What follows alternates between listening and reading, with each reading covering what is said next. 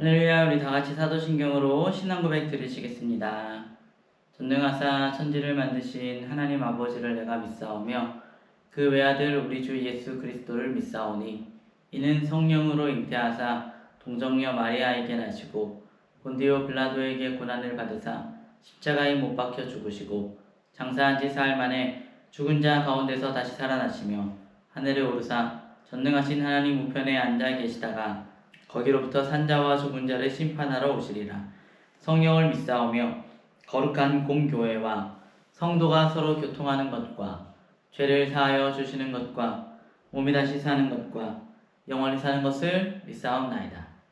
아멘. 함께 찬양하여 원합니다. 주님의 마음을 주님의 시간을 주님의 시간을 가진 자 사는 갈대와 져가는 등불을 외면하지 않을 자는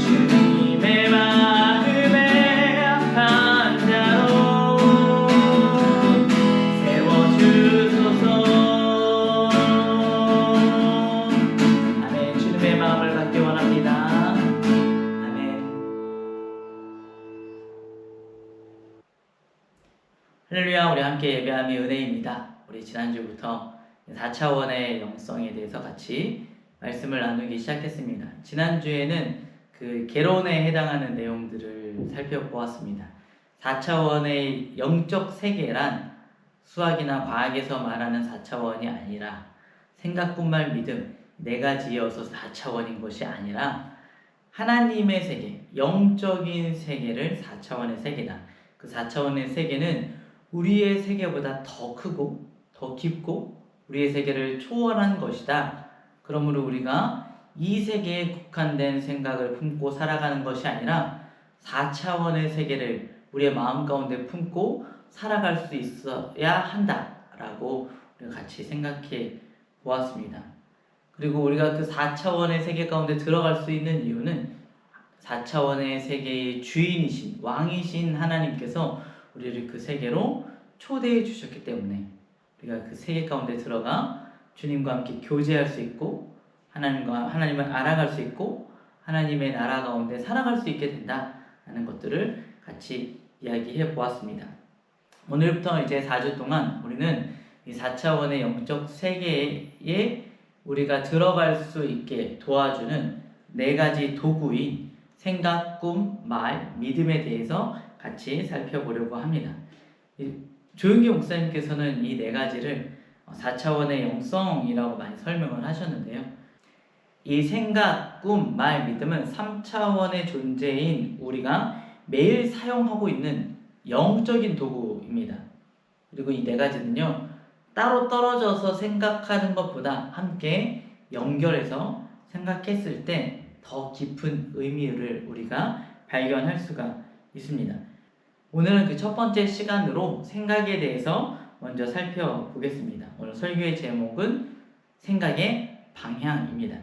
로마서 12장 2절 말씀은 너희는 이 세대를 본받지 말고 오직 마음을 새롭게 함으로 변화를 받아 하나님의 선하시고 기뻐하시고 온전하신 뜻이 무엇인지 분별하도록 하라 라고 말씀하고 있습니다. 마음, 즉 우리의 생각이 달라져야만 합니다. 생각, 꿈, 말, 믿음, 이것의 시작은 생각입니다. 우리의 생각이 올바르게 세워져 있지 않으면 그 다음에도 우리가 제대로 서기가 쉽지가 않습니다. 조은기 목사님께서는 이 생각을 씨앗으로 자주 비유를 하셨습니다. 우리 씨앗을 한번 잘 생각해 봤으면 좋겠어요.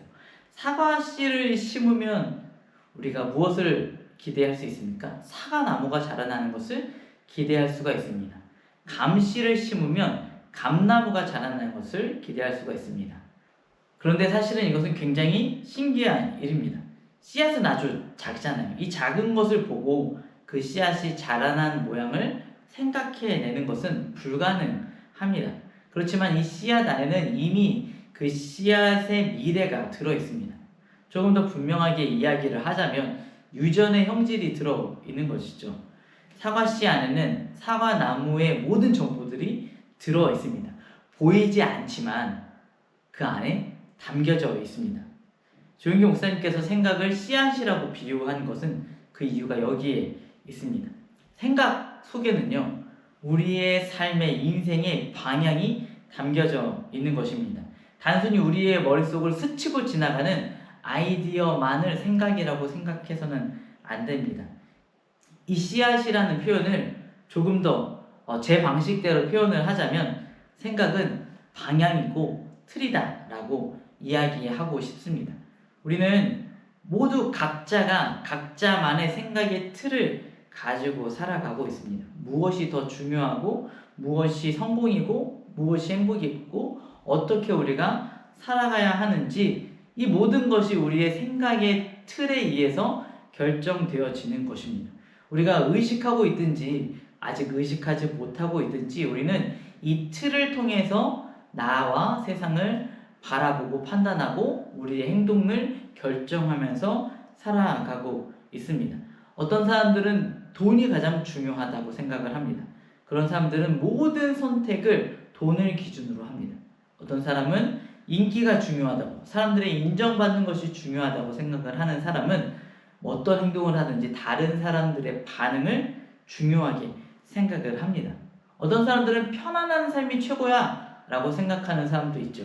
그런 사람들은 새로운 도전들을 쉽게 하지 못합니다. 마음을 새롭게 하라. 왜냐하면 우리의 마음이 새롭게 되어질 때에 우리의 삶은 자연스럽게 변화되기 때문입니다. 생각의 방향이 바뀔 때에 인생의 방향도 바뀌어지게 됩니다. 그래서 하나님은 우리의 행동보다 우리의 생각을 새롭게 하기를 원하십니다. 우리가 바꾸어야 할 생각의 틀에는 크게 두 가지가 있는데, 첫 번째는 정체성이고 두 번째는 우리의 세계관입니다. 정체성과 세계관. 먼저 정체성입니다. 정체성이란 나는 누구인가에 대한 질문에 답하는 것입니다. 우리의 정체성을 누가 결정을 합니까? 내가 결정을 합니까? 우리는 내가 누구인지를 스스로 잘 판단을 내리지 못합니다. 내가 누구인지를 알기 위해서는 다른 사람들이 필요합니다. 다른 사람들을 거울 삼아 그 사람들에게 비춰지는 나를 바라보면서 나 스스로를 판단을 합니다. 그런데 문제는 무엇이냐면 이 세상에서 나를 비춰주고 있는 수많은 거울들이 잘못되어져 있는 거울들이 많다는 거예요. 돈을 가장 중요하게 생각하는 거울이 있고, 인기를 가장 중요하게 생각하는 거울이 있고, 또 뭔가 힘을 중요하게 생각하고 능력을 중요하게 생각하는 거울들이 있습니다. 그래서 저를 비춰줄 때 너 돈 얼마 갖고 있니? 그럼 너는 그만한 가치의 사람이야. 너 인기가 이만큼이야? 너는 이런 가치를 갖고 있는 사람이야. 라고 이야기를 합니다. 그래서 세상에서 우리가 발견할 수 있는 나를 비춰주는 이 거울들을, 나에 대해서 이야기해주고 있는 것들은 나의 정체성을 아주 낮게 또는 왜곡하여서 보여줄 때가 많이 있습니다. 그러나 하나님은 이렇게 말씀하시죠. 창세기 1장 27절입니다. 하나님이 자기 형상, 곧 하나님의 형상대로 사람을 창조하시되 남자와 여자를 창조하시고, 하나님 이렇게 말씀하십니다. 우리는 우연히 생겨난 존재가 아니고 또 그냥 대충 생겨난 존재가 아니고 하나님을 닮은, 하나님의 형상대로 지음을 받은 존재다. 그리고 예수 그리스도를 영접한 모든 사람들에게 하나님의 자녀라고 불릴 수 있는 은혜를 허락하여 주셨다는 것입니다. 요한복음 1장 12절 말씀에 영접하는 자, 곧 그 이름을 믿는 자들에게는 하나님의 자녀가 되는 권세를 주셨으니, 이것이 우리의 정체성입니다. 우리는 하나님을 닮은 존재이며 하나님의 자녀인 것입니다. 세상 사람들이 어떻게 이야기를 하여도, 세상 사람들이 어떻게 나를 낮추올지라도, 또 나 스스로를 내가 생각했을 때 별 볼 일 없다고 생각할지라도 그것은 중요한 것이 아닙니다. 하나님께서, 이 세상을 창조하신 하나님께서, 나를 만드신 하나님께서 나를 어떻게 생각하시는지, 그것이 가장 중요한 것 아니겠습니까? 하나님이 너는 나를 닮은 존재고 내가 너를 사랑하고 너를 자녀라고 부르기로 결정했다. 이것이 우리의 정체성이 되어야만 할 것입니다. 내가 바라보는 내가 아니라, 다른 사람들이 바라보는 내가 아니라 하나님이 어떻게 말씀하시는지, 말씀이 어떻게 나에 대해서 이야기하는지, 그리고 성령 하나님께서 내 내면에 어떠한 음성을 들려주시는지 귀 기울여 보았으면 좋겠습니다. 다음은 세계관입니다. 정체성이 나를 어떻게 바라보는가에 대한 답이라면, 세계관은 내가 세상을 어떻게 바라보는가에 대한 질문에 대한 답입니다. 예수님은 이 세상이 이야기하는 것과는 좀 다른 이야기들을 많이 하셨어요. 가난한 사람이 복되다. 높아지려면 낮아져야지. 하나 달라고 하는 사람들은 싸워서 뺏어가는 게 아니라 그냥 하나 더 주면 된다. 원수를 갚지 말고 원수를 사랑해라. 마태복음 20장 26절에서 28절 말씀입니다. 너희 중에는 그렇지 않아야 하나니 너희 중에 누구든지 크고자 하는 자는 너희를 섬기는 자가 되고, 너희 중에 누구든지 으뜸이 되고자 하는 자는 너희의 종이 되어야 하리라. 인자가 온 것은 섬김을 받으려 함이 아니라 도리어 섬기려 하고 자기 목숨을 많은 사람의 대속물로 주려 함이니라. 예수님은 세상과는 전혀 다른 세계관을 갖고 계십니다. 그분의 생각이 우리의 생각이 되어야 하지 않겠습니까? 그분께서 바라보시는 대로 하나님께서 기뻐하시는 것이 무엇인지, 하나님께서 갖고 계신 계획이 무엇인지, 하나님께서 그 사람을 어떻게 바라보시는지, 하나님께서 그 사건을 어떻게 해결하기 원하시는지 우리가 늘 물으며 하나님의 뜻에 순종하며 살아갈 수 있어야 할 것입니다. 우리가 생각을 바꿔라 라는 이야기를 하면 이런 이야기를 가장 먼저 떠올리는데요. 긍정적인 생각해야지 부정적인 생각하지 마. 긍정적으로 생각해. 이거 맞는 얘기인데요. 이거 잘 이해를 해야 합니다. 우리 그리스도인들은 부정적인 생각을 버려야 되고 긍정적인 생각을 해야만 합니다. 그런데 무엇이 긍정적인 생각일까요? 할 수 있다. 하면 된다. 해보자. 이게 긍정적인 생각일까요? 이 말을요, 우리가 무조건적인 일반적인 원칙으로 생각해서는 안 됩니다.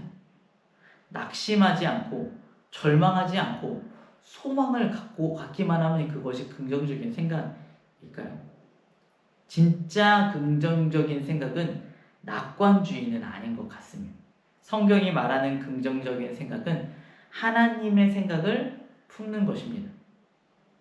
우리가 이건 되는 거야, 할 수 있어, 할 수 있어, 할 수 있어 라고 이렇게 주문을 외우듯이 우리의 생각을 긍정적으로 만들어가는 것이 아니라 하나님께서 이거는 아니야 라고 하셨을 때 안 되는 거구나 라고 생각하는 것이 긍정적인 생각입니다. 네가 지금 잘못했어, 너 지금 돌이켜 라고 말씀하실 때 돌아가는 것이 긍정적인 생각인 것입니다. 내 생각이 아무리 긍정적이어도 하나님의 뜻과 다르면 그것은 부정적인 것이죠. 내가 마음이 아프고 힘들고 슬플지라도 하나님의 뜻이라면 그것이 긍정적인 것이겠죠. 사람들은 죄를 인정하는 것을 때로는 부정적이라고, 나를 약하게 하는 것이라고 이야기하고도 합니다. 괜찮아. 다 그러고 살아. 너무 걱정하지 마. 근데 하나님은 그렇게 얘기하지 않으세요. 요한 1장 9절 말씀에 만일 우리가 우리 죄를 자백하면 그는 미쁘시고 의로우사 우리 죄를 사하시며 우리를 모든 불의에서 깨끗하게 하실 것이요. 죄를 인정하는 것이 긍정적인 것입니까? 부정적인 것입니까? 요즘 세상이 좀 무서워요.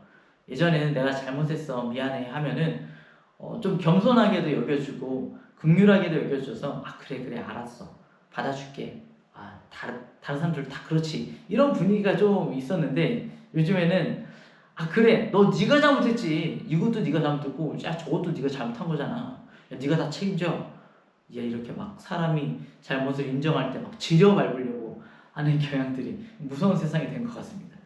그러나 하나님은요, 나의 잘못을 하나님 앞에서 인정하는 것이 생명의 시작이라고, 용서의 시작이라고 이 말씀을 하십니다. 회개는 절망이 아니고요, 죄는 절망이 아니고요, 죄는 인정할 때 그것이 소망으로 변화되는 것입니다. 왜냐하면 죄를 인정하고 회개하며 나아갈 때 하나님께서 용서해 주시기 때문입니다. 세상은 용서하지 말라 그래요. 내가 기억했어, 내가 기억했다, 너 끝까지 본다, 끝까지 갚아주려고 합니다. 그러나 하나님은 이렇게 말씀하십니다. 에베소서 4장 32절입니다. 서로 친절하게 하며 불쌍히 여기며 서로 용서하기를 하나님이 그리스도 안에서 너희를 용서하신 같이 하라. 용서는 쉬운 일이 아니죠. 절대 쉽지 않습니다. 내 감정으로는, 내 힘으로는 사실 못해요. 그러나 하나님의 생각은 언제나 생명을 살리는 방향으로 갑니다. 그래서 하나님의 생각이 가장 긍정적이죠. 우리가 지난주에도 살펴봤지만 이사야서 55장 8절에서 9절은 이는 내 생각이 너희의 생각과 다르며 내 길은 너희의 길과 다름이니라. 여호와의 말씀이니라. 이는 하늘이 땅보다 높음같이 내 길은 너희의 길보다 높으며 내 생각은 너희의 생각보다 높음이니라. 우리의 생각은 자주 틀립니다. 하나님의 생각이 항상 옳습니다. 그러므로 긍정적인 생각이란 내 생각을 끝까지 붙들고 고집 피우는 것이 아니고요, 하나님 앞에 내 생각을 내려놓는 것입니다. 생각이 하루아침에 근데 잘 바뀌지 않죠. 생각은 굉장히 오랜 시간 동안 우리가 똑같은 생각을 하고 똑같은 행동을 반복하면서 머릿속에서 굳어진 것이 우리의 세계관입니다. 이렇게 하면 이렇게 되더라. 이것이 옳더라. 어렸을 때부터 보고 배우고 들었던 것, 부모님께서 보여주셨던 것들, 학교에서 배웠던 것들, 세상에서 말하는 성공과 행복의 기준들이 하나하나 쌓이면서 나의 세계관을 만들었습니다.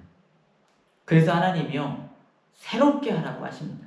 세상은 끊임없이 우리의 마음 가운데 생각들을 집어넣습니다.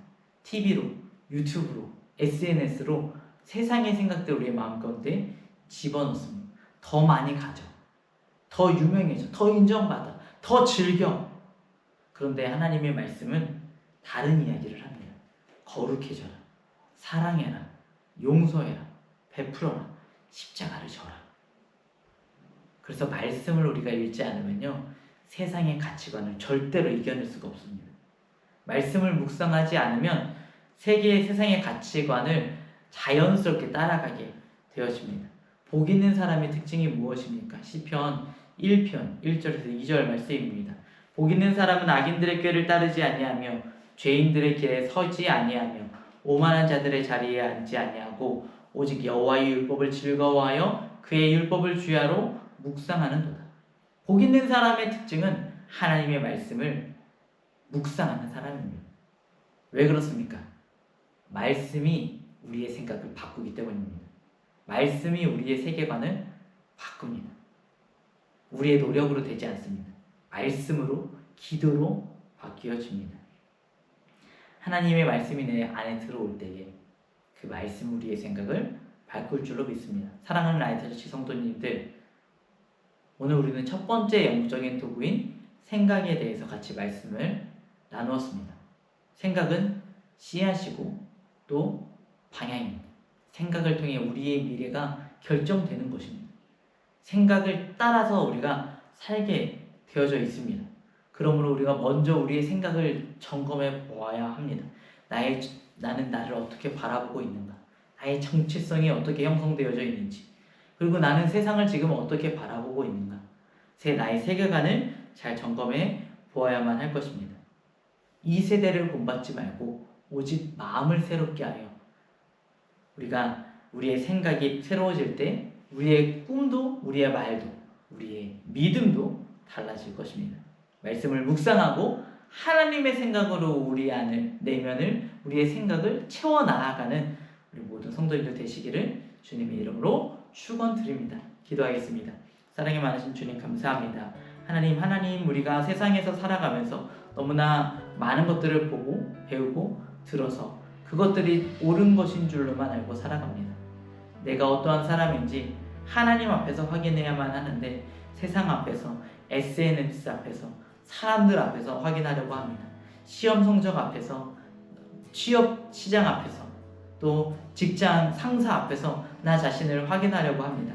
하나님, 내가 그 모든 나의 교만한 마음들, 또 나의 연약한 마음들을 하나님 앞에 내려놓고 하나님 앞에서 나를 확인하며 또 그 변화된 나의 모습으로 하나님께서 기뻐하시는 세상을 만들기 위하여서 그 모습들을 하나님께 물어가며 우리가 우리의 삶의 행동들을 결정해 나아갈 수 있게 되기를 주님 간절히 소망하오니 하나님 우리 안에 말씀하여 주옵소서.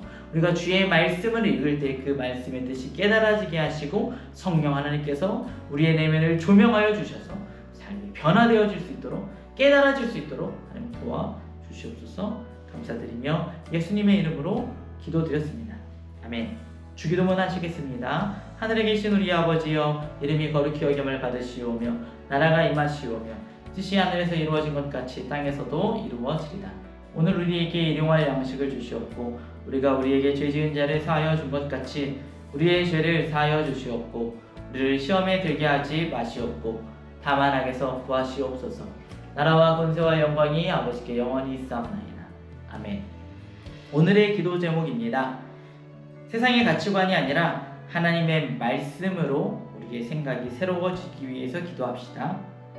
하나님의 형상을 닮은 하나님의 자녀라는 정체성을 잃지 않도록 기도합시다.